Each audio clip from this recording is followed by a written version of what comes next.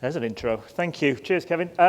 This is great. I really am pleased to be able to stand up and present. I've spent the last 18 months sitting down in front of a screen. The downside, I've had to put trousers on today, but apart from that, we're good. We can move around, we can have a chat, and I've got a 30-minute slot today. 20 minutes of that is going to be me talking, and it's a 20-minute warning for some questions as we go through today.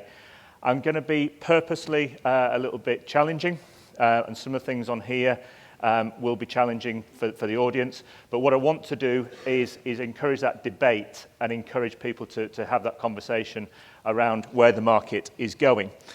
I do realise when I wrote this slide, I do realise that the bit which says, "all this may not end well," sounds a bit mafia-ish. That wasn't intentional. You're not going to wake up with horses' heads in your bed tomorrow if you don't agree with me today. But what we are saying is that as an industry, this is coming from a place of collaboration, a place of teamwork, and the whole industry working together. What I've been hugely impressed with over the last 18, 24 months is just how much the industry has pulled together. Lenders who are competitors, having that collaboration and all asking for the same thing, and brokers working more closely than ever with lenders and vice versa. So I think that's where this is coming from a place of good intent. I was told before I came today that I had to do the CPD bit. So that's the CPD bit. What are your learning outcomes today? Really what we're saying is we're going to talk a little bit about adoption of technology and the unintended consequences of not adopting and working with the tech that's available. Mostly about the value of relationships and how that works as a team together, and a team, I mean the whole industry. The value of your time as brokers and the time that the benefit this can make. And then the customer angle. We can't ever forget the customer in any of this and how it may pan out if we don't embrace some of what's on offer. So I'm going to start with some photos. I'm going to try and get you to guess who these people are. But these are all my family, various generations of my family up on screen here. Right over from the far end, my grandma Alice, who no longer, unfortunately, is with us anymore. Across to my mum and dad, and there's me and my daughter. So these are the people I'm going to start to base some of this around. Appreciate technology is one of those areas that not everybody's into. However, to try and bring this to life a little bit, there's a few examples here. We're going to talk about who the odd one out is, but I'm going to talk about mainly what we all have in common as the people on this screen.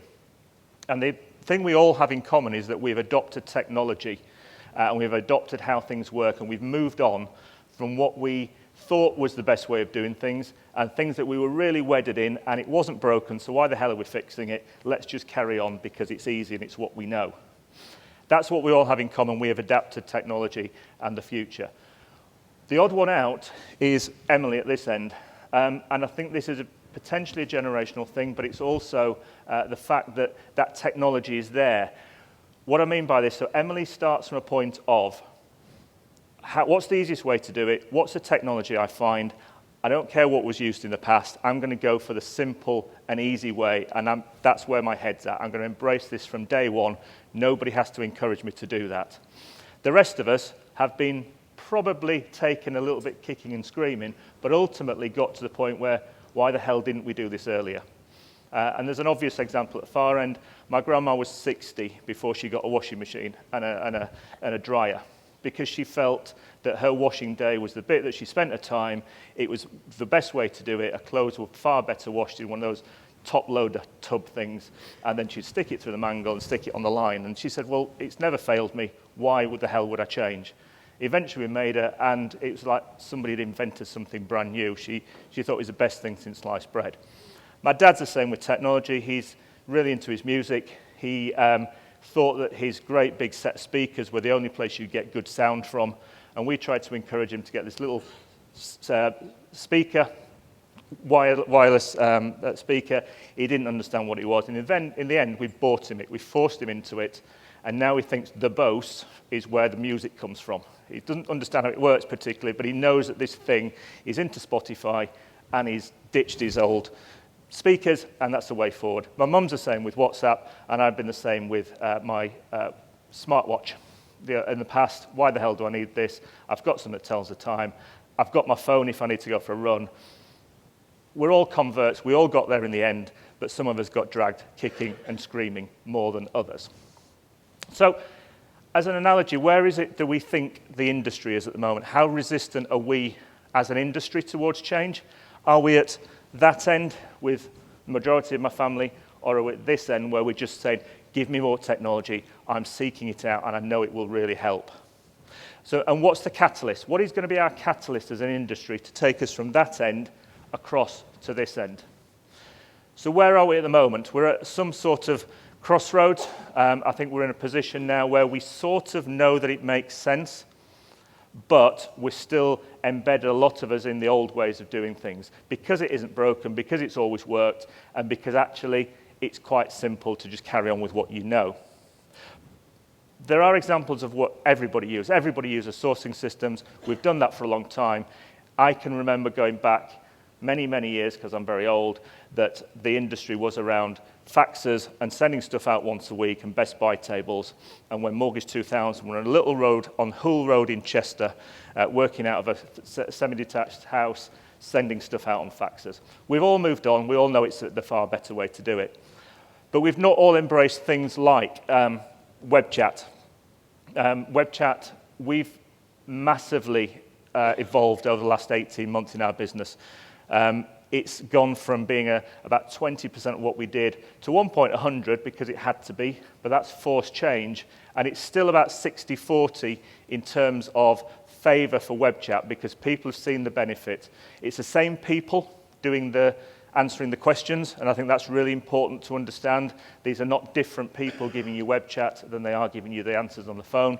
It's the same team giving you the same answers with the same expertise, but from an efficiency point of view, they can take 2 or 3 chats at a time, they can get back to you quicker, and we'd far rather you get a speedier answer on web chat than have to wait in a queue for 10, 15 minutes to get the same answer from the same people. And that's, I think, where the mindset is for me, is what can we use technology for to do the heavy lifting? What is it better to use technology for? And what is it better to use people for? Because I am not talking about not using your BDM, not phoning us, not picking up the phone for the right things. What I'm talking about is creating that capacity for you in the right place. I'd far rather you use our website and use our MSO system, which gives you real live case tracking. But what we do see is that people will ring up our underwriters, because you can still access our underwriters, you can speak to them, but people ring up the underwriters and say, can you tell me if my case has been valued yet? Has the valuer gone out? Can you tell me if you've got my piece of documentation? And they'll sit in a queue for 10 minutes to get an answer they could have got in 10 seconds on our portal. And it's that type of thing that I think encouraging the adoption of that technology, using what's out there, and I'm going to come on to talking about things like integration and pre-population and how that can really help. And I'm also going to touch on the role of the BDM, because I think that's really, really important, and some of those unintended consequences of what we've seen over the last 18 months is that our BDMs have become more and more reactive. And the more available they are, understandably, the more times you pick up the phone and talk to them, and the types of questions that our BDMs get to answer are things that could be picked up simpler and quicker and a speedier response for you elsewhere, particularly by using the technology or using things like web chat. And there is an unintended consequence of what will happen to our BDM community if we don't embrace that. And that's one of the horse's head moments that we referred to earlier on. So does it matter ultimately? Well, short answer is yes, it absolutely does, because I think as an industry, that virtuous circle that you can see up there, that really talks about how the lender journey is. What we want to do as lenders is improve our capacity to lend. We want to launch and improve our products. We want to cope with the increased demand that's out there, but we want to do that by balancing self-serve and humans. We can't physically keep investing in this stuff without something giving somewhere else. This will create better outcomes for everybody and allow us to continue with that circle. And the problem statement on the left-hand side, I've got the same problem as you, Lee, I'm not knowing my left and my right. As the market tries to find the balance, something has to give, and that can't be customer service. So we need to use that technology to do the heavy lifting and leaving time for the people to talk to the right people at the right time. These are some of the areas that we know about at the moment. So we have talked about web chat and the telephone in Accord. We've doubled our BDA team, so we've invested significantly in our own team. Our BDMs have started to use Teams. They have done some video chats. They are doing appointments and contact with you as brokers through video and face-to-face, but we want to make sure we find a way to maintain that face-to-face going forward. And integration is one of the ways that we can do that and get more capacity into the journey for you as well. In the market itself, we've always talked about right first time, getting the packaging right, but it's that use of CRM, adopting the technology that's out there, adopting what you have, what's available, and trusting it. I touched on the same people giving the same answers, depending on whether you come through the phone or the web chat. It is the same people, so trust the tech. We'd also get examples of, something will come through and then somebody will pick up the phone to our BDM and say, I've just been told this through web chat. Can you confirm that it's right? And it's the same people giving the same message, but you've just spent another 20 minutes waiting on the phone to ask somebody else the same question. And that doubles up the resource that we need.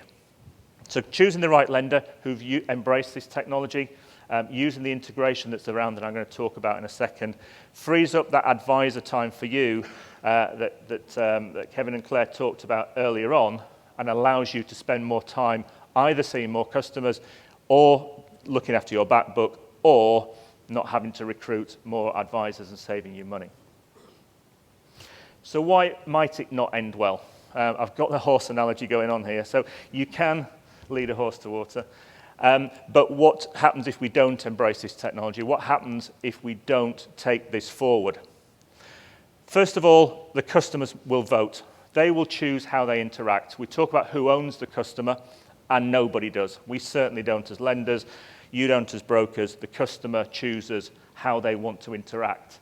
And if they're not happy, if they don't feel that technology, that speed, that efficiency, that level of contact they have with you as a broker is working for them, they'll choose to go somewhere else, either to another broker or potentially to the lender.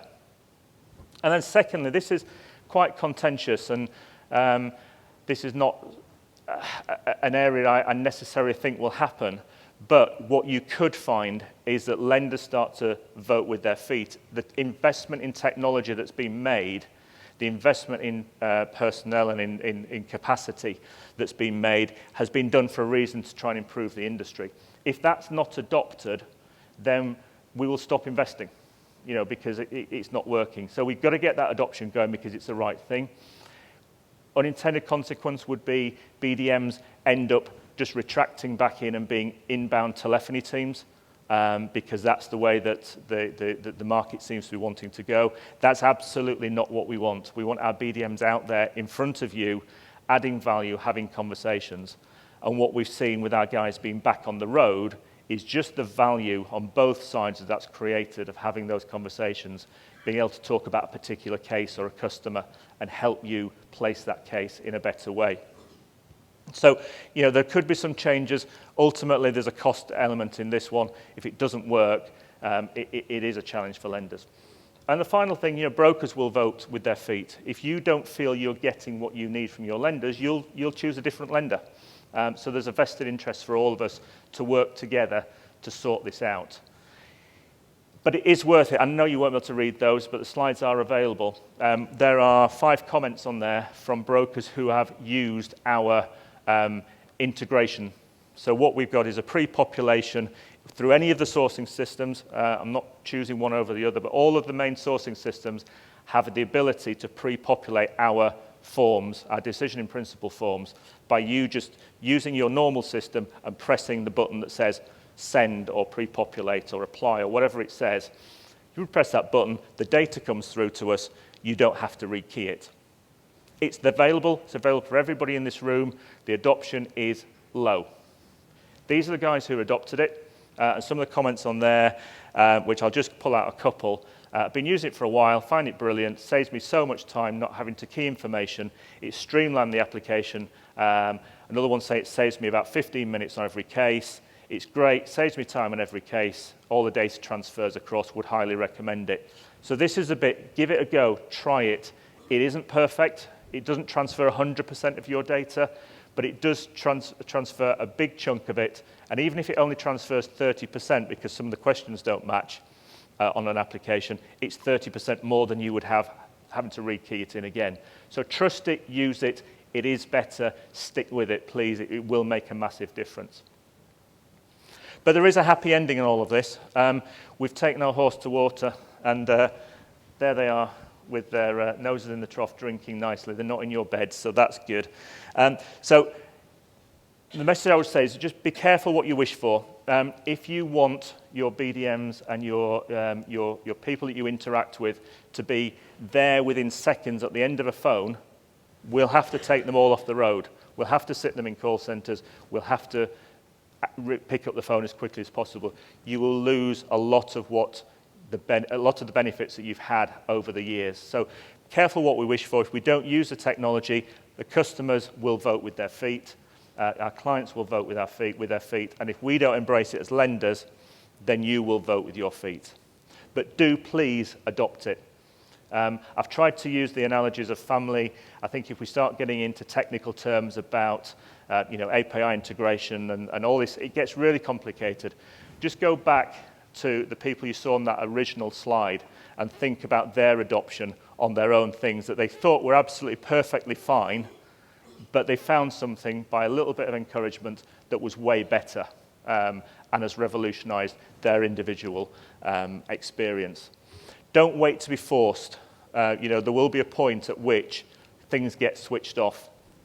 There will be points at which things stop and you won't have access to them.